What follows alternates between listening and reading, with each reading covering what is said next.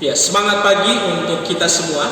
Saya percaya bahwa di tengah-tengah situasi yang ada saat ini, khususnya pandemi COVID-19, tidak membuat kita kehilangan pengharapan dan percaya Tuhan boleh tetap menguatkan kita, bahkan juga memulihkan bangsa ini.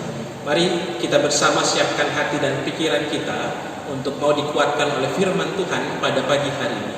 Mari kita berdoa. Tuhan yang Maha Kuasa, pada saat ini kami kembali datang kepadamu, memohon pertolonganmu, hikmatmu, sehingga kami bisa memahami segala kehendakmu yang menguatkan kami di tengah-tengah situasi yang mengguncang dunia saat ini, khususnya pandemi COVID-19. Kami percaya bahwa kami punya Tuhan yang lebih berkuasa dan menguatkan kami, Tuhan yang menjaga dan melindungi kami, sehingga dalam situasi yang ada kami tidak kehilangan pengharapan. Tapi kami semakin percaya bahwa situasi yang ada saat ini membuat kami harus membangun relasi yang baik, iman kepada Tuhan di tengah-tengah hidup yang kami jalani saat ini. Dalam kasih dan cintamu kami berdoa dan memohon kepada Tuhan. Amin. Mari bersama kita membaca Alkitab. Mari berdiri Bapak Ibu sekalian untuk mendengarkan firman Tuhan yang dibacakan dari Ratapan pasal 1 ayat 1 sampai yang ke-17. Saya akan membacakan untuk kita semua. Keruntuhan dan kesunyian Yerusalem.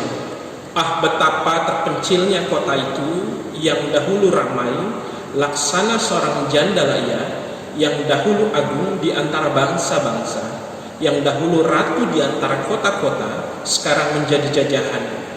Pada malam hari terseduh-seduh ia menangis, air matanya bercucuran di pipi dari semua kekasihnya. Tak ada seorang pun yang menghibur dia. Semua temannya mengkhianatinya. Mereka menjadi seterunya. Yehuda telah ditinggalkan penduduknya karena sengsara dan karena perbudakan yang berat. Ia tinggal di tengah-tengah bangsa-bangsa, namun tidak mendapat ketentraman. Siapa saja yang menyerang dapat memasukinya pada saat ia terdesak. Jalan-jalan ke Sion diliputi duka cita, karena pengunjung-pengunjung perayaan tiada. Sunyi senyaplah segala pintu gerbangnya, berkeruh kesahlah imamnya, bersedih pedih darahnya, dan ia sendiri pilu hatinya. Lawan-lawan menguasainya, seteru-seterunya berbahagia. Sungguh Tuhan membuatnya merana, karena banyak pelanggaran kanak-kanaknya berjalan di depan lawan sebagai tawanan. Lenyaplah dari putri Sion segala kemuliaannya. Pemimpin-pemimpinnya bagaikan rusa yang tidak menemukan padang rumput. Mereka berjalan tanpa daya di depan yang mengejarnya. Terkenanglah Yerusalem pada hari-hari sengsara dan penderitaannya akan segala harta benda yang dimilikinya dahulu kala. Tak kala penduduknya jatuh ke tangan lawan dan tak ada penolong baginya. Para lawan memandangnya dan tertawa karena keruntuhannya. Yerusalem sangat berdosa sehingga najis adanya. Semua yang dahulu menghormatinya sekarang menghinanya karena melihat telanjangnya, dan dia sendiri berkeluh kesah dan memalingkan mukanya. Kenajisannya melekat pada ujung kainnya. Ia tak berpikir akan akhirnya, sangatlah dalam ia jatuh. Tidak orang menghiburnya. Ya Tuhan, lihatlah sengsaraku, karena si teru membesarkan dirinya. Si lawan mengulurkan tangannya kepada segala harta bendanya. Bahkan harus dilihatnya bagaimana bangsa-bangsa masuk ke dalam tempat kudusnya. Padahal Engkau, ya Tuhan, telah melarang mereka untuk masuk jemaah-Mu. Berkeluh kesah seluruh penduduknya, sedang mereka mencari roti, harta benda mereka berikan ganti makanan untuk menyambung hidupnya. Lihatlah ya Tuhan, pandanglah betapa hina aku ini. Acuh tak acuhlah kamu sekalian yang berlalu. Pandanglah dan lihatlah, apakah ada kesedihan seperti kesedihan yang ditimpahkan Tuhan kepadaku untuk membuat aku merana tak kala murkanya menyala-nyala. Dari atas dikirimnya api masuk ke dalam tulang-tulangku. Dihamparkannya jaring di muka kakiku, didesaknya aku mundur. Aku dibuatnya terkejut, kesakitan sepanjang hari. Segala pelanggaranku adalah kuk yang berat, suatu jalinan yang dibuat tangan Tuhan. yang ditaruh di atas tengkuku sehingga melumpuhkan kekuatanku. Tuhan telah menyerahkan aku ke tangan orang-orang yang tidak kau tentangi. Tuhan membuang semua pahlawanku yang ada dalam lingkunganku. Ia menyelenggarakan pesta menentang aku untuk membinasakan teruna-terunaku. Tuhan telah menginjak-injak putri Yehuda darah itu seperti orang mengirik pemeras anggur. Karena inilah aku menangis, mataku mencucurkan air, karena jauh daripadaku penghibur yang dapat menyegarkan jiwaku.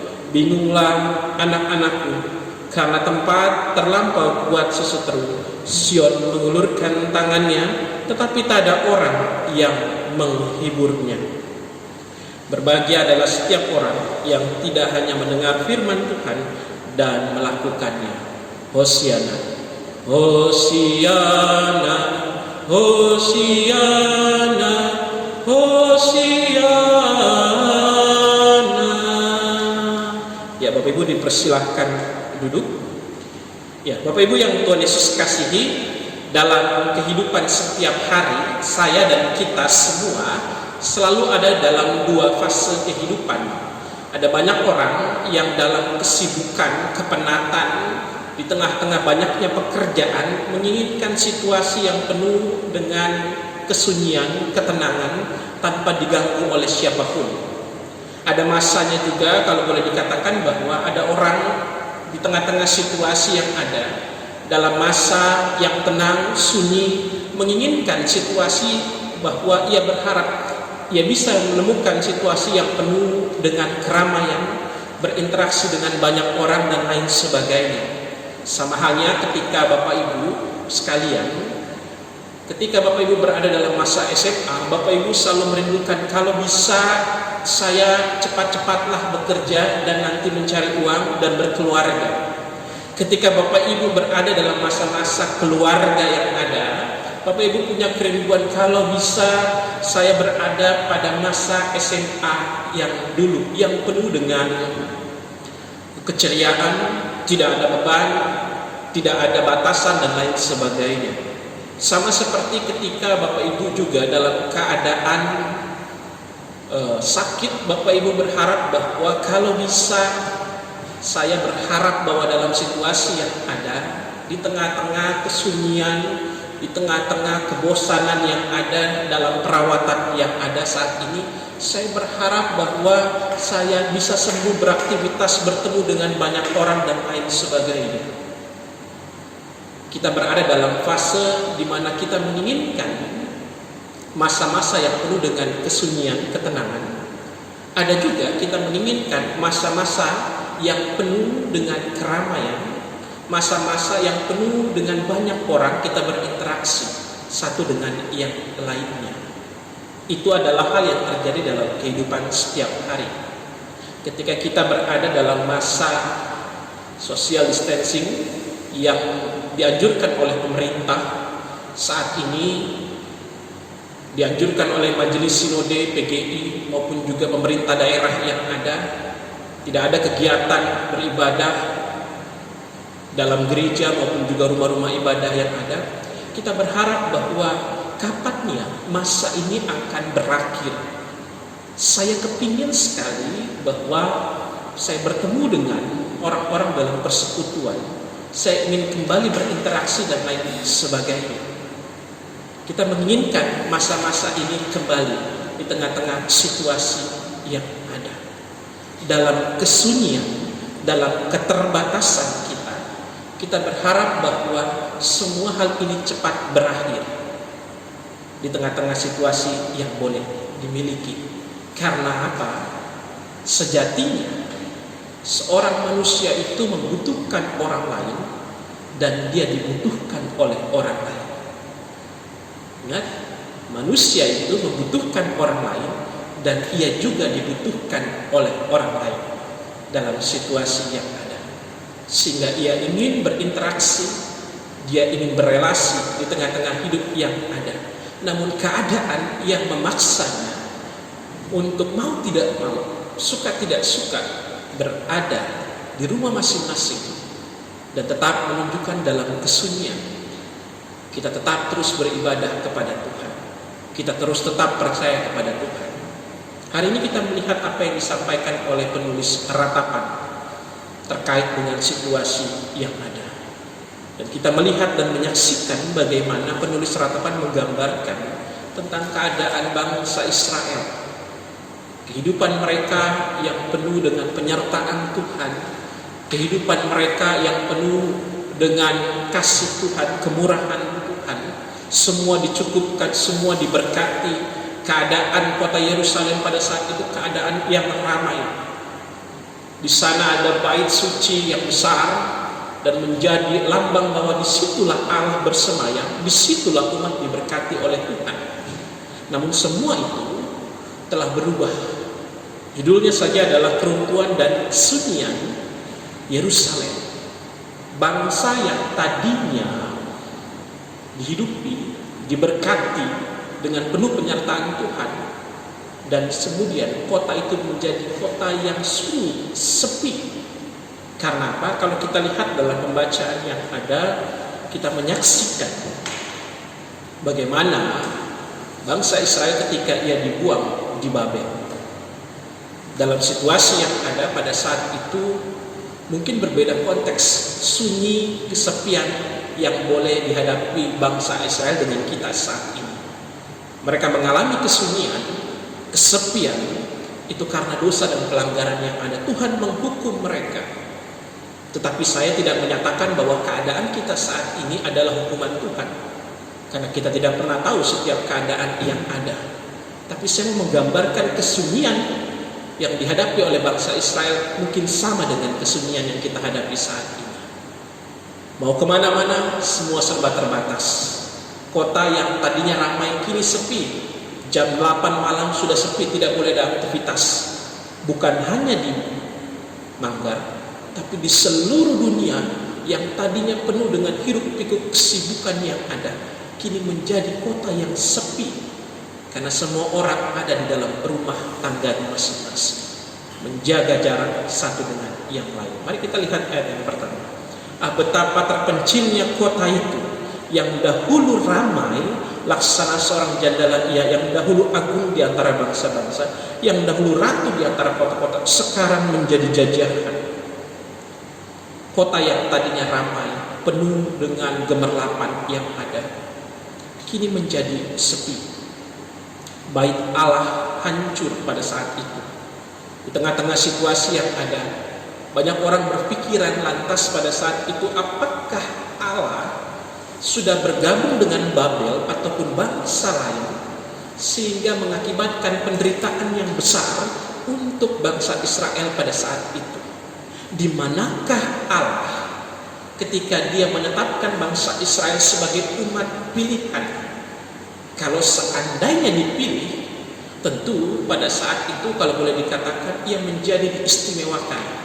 Tetapi justru penderitaan yang didapatkan, bukan keistimewaan yang diterima.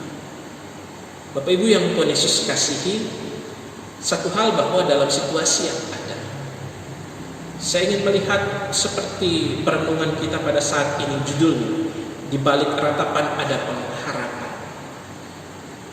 Umat Israel meratap karena situasi yang ada. Kesunyian mulai menghadapi mereka. Tidak ada yang bisa menolong mereka saat itu. Bahkan berhala yang mereka sembah sekalipun, sehingga membuat mereka dihukum Tuhan, tidak bisa menolong mereka. Tidak ada yang luput dari yang namanya hukuman Tuhan pada saat itu. Hewan, manusia, tumbuhan, semua mengalami situasi yang buruk. Sehingga kesunyian yang didapatkan bukan sebuah kemegahan. Dalam situasi yang ada, kesunyian itu membawa umat diajak untuk merefleksikan diri. Allah bukan hanya hadir dalam keramaian. Allah bukan hanya hadir dalam gemerlapan. Allah bukan hanya hadir di tengah-tengah banyaknya orang, di tengah-tengah persekutuan. Allah juga hadir di tengah-tengah kesunyian yang dihadapi Israel pada saat itu. Allah juga tetap hadir di tengah-tengah kesunyian yang kita hadapi saat ini. Ada banyak orang yang merasa bahwa sampai kapan semua ini akan berakhir. Kita tidak pernah tahu dalam situasi yang ada. Semua orang hadir, berjalan, berinteraksi, dan situasi yang ada membuat orang merasa curiga satu dengan yang lain. Tidak jarang banyak orang yang mulai menghakimi satu dengan yang lain, menganggap bahwa jangan-jangan ia membawa virus dan lain sebagainya. Di tengah-tengah situasi yang ada, mari kita cermati firman Tuhan pada saat ini. Firman Tuhan mengajarkan kita satu hal, bahwa situasi yang ada saat ini mungkin tidak kita inginkan. Bukan masalahnya yang salah, tetapi cara menangani masalah yang seringkali salah. Semua ini terjadi di muka bumi, bukan hanya di Indonesia. Tidak ada yang tahu apa penyebabnya. Tetapi dalam situasi yang ada, hendaknya kita mau untuk melihat di balik kesunyian yang kita hadapi saat ini, Allah tetap ada, dan kita diajak untuk terus berpengharapan kepada Tuhan. Jangan terlalu sibuk untuk dapat melihat segala sesuatu yang ramai di tengah-tengah kehidupan kita, tapi pakailah waktu yang kita miliki saat ini adalah kesempatan di tengah-tengah kesunyian ini. Ada kesempatan yang Tuhan berikan untuk memperbaiki keluarga yang mungkin jarang berinteraksi satu dengan yang lain. Di tengah-tengah kesunyian ini, kita diajak untuk mau terus membangun relasi yang baik dalam persekutuan, maupun juga di tengah-tengah situasi rumah tangga yang kita punya. Di tengah-tengah situasi kesunyian saat ini, kita tidak hanya mengharapkan orang lain untuk menjadi teman, untuk menjadi sahabat, berkeluh kesah kita, tapi di balik kesunyian ini kita membutuhkan Tuhan, dan hanya Tuhan sajalah pegangan kehidupan kita. Tetap semangat menjalani masa-masa ini. Kita percaya bahwa badai ini pasti berlalu. Tidak ada masalah yang tidak bisa selesai. Semua masalah pasti bisa diselesaikan. Dan kita percaya Tuhan campur tangan untuk persoalan pandemi COVID-19 ini. Dan kita terus berdoa dalam kesunyian bahwa Tuhan kiranya bersama dengan para dokter, tim medis, dan juga mereka yang sudah memberikan waktu dan pikiran mereka untuk menyelamatkan bangsa ini, untuk menyelamatkan dunia ini. Ingat, selalu teguhkan imanmu,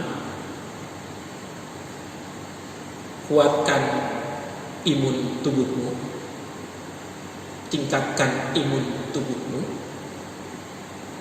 sehingga engkau menjadi aman. Dan kita mau mengamini semua ini akan berakhir.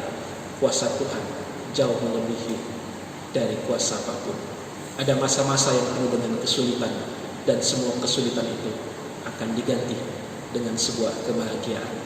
Amin. Ya, Bapak Ibu, setelah kita mengaminkan firman Tuhan, mari kita berdoa bersama. Semua kita dengan sungguh-sungguh meminta pertolongan Tuhan, menguatkan kita di tengah-tengah kesunyian yang ada, dan mengubah kesunyian ini menjadi sebuah keramaian kembali.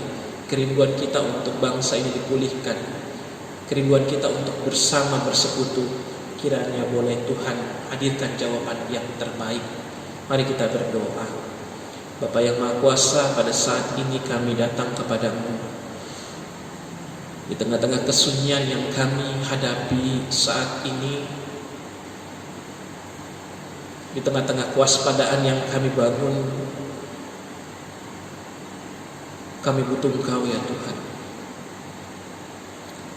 menguatkan iman kami.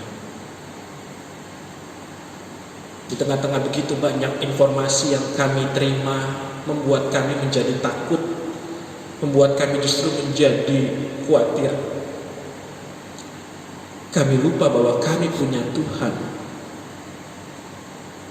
yang mampu berkuasa di tengah-tengah hidup yang kami jalani. Ampuni salah dan dosa kami yang melawan kehendak-Mu. Biarlah situasi yang ada saat ini membawa kami dalam introspeksi diri, memeriksa kehidupan kami. Seringkali ya Tuhan, di tengah-tengah kesibukan kami lupa untuk membangun waktu kami kepada Tuhan dalam kesunyian yang ada.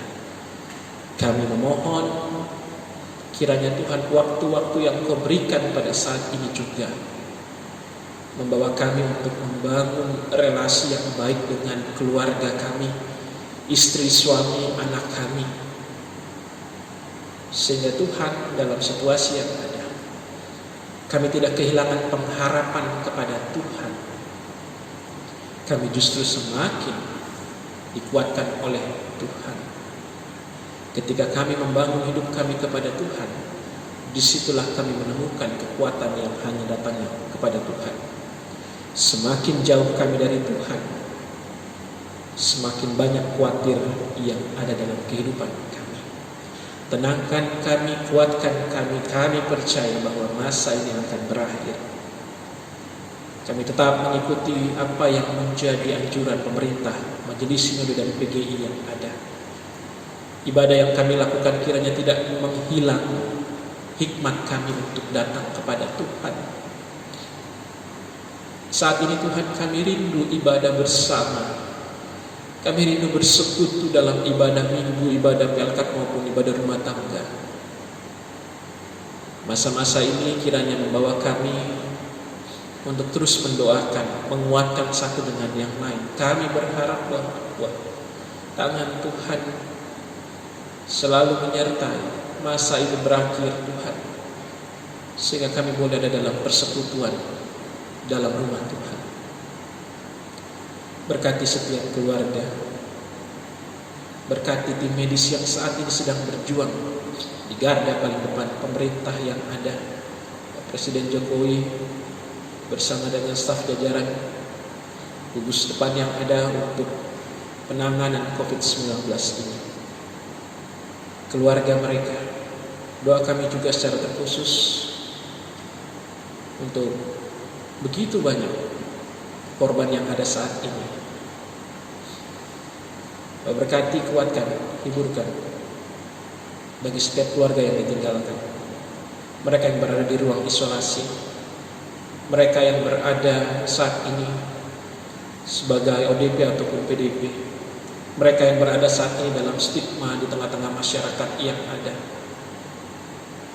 Biarlah Bapa kami percaya di minggu sengsara saat ini Engkau boleh menguatkan kami sebagai umat-Mu. Terima kasih Bapa. Harapan kami kiranya Tuhan bersama dengan setiap keluarga yang punya kerinduan untuk memiliki keturunan, memiliki rumah, memiliki pekerjaan. Bahkan setiap keluarga yang merindukan anak-anaknya berhasil. Bahkan Tuhan bersama dengan mereka yang saat ini dalam kelemahan tubuh sakit yang ada. Terima kasih Tuhan. Kuatkan kami, teguhkan kami, dan kami percaya badai ini pasti berlalu. Dan Tuhan bersama dengan pemerintah Kabupaten Belitung Timur ini, di dalam setiap penanganan yang ada, tim medis yang ada, kiranya Tuhan boleh menyertai mereka dan keluarga yang ada. Terima kasih Tuhan. Ini doa kami. Amin. Ya, Bapak Ibu menghimbau kepada kita semua. Bapak Ibu sehabis khotbah, kemudian ada runtutan tata ibadah yang ada. Bagi Bapak Ibu yang punya kerinduan untuk persembahan yang sudah Bapak Ibu kumpulkan dalam rumah tangga masing-masing, bisa Bapak Ibu berikan, baik melalui ATM dengan panduan nomor yang ada di tata ibadah, maupun juga Bapak Ibu bisa menaruh persembahan itu di amplop dengan menyertakan nama keluarga sekaligus juga tanggal ibadah yang ada, sehingga nantinya ketika keadaan semua normal, Bapak Ibu bisa memberikan persembahan itu di rumah Tuhan. Kita percaya kita bisa melewati masa-masa ini dengan penuh pertolongan Tuhan. Tuhan memberkati kita bersama.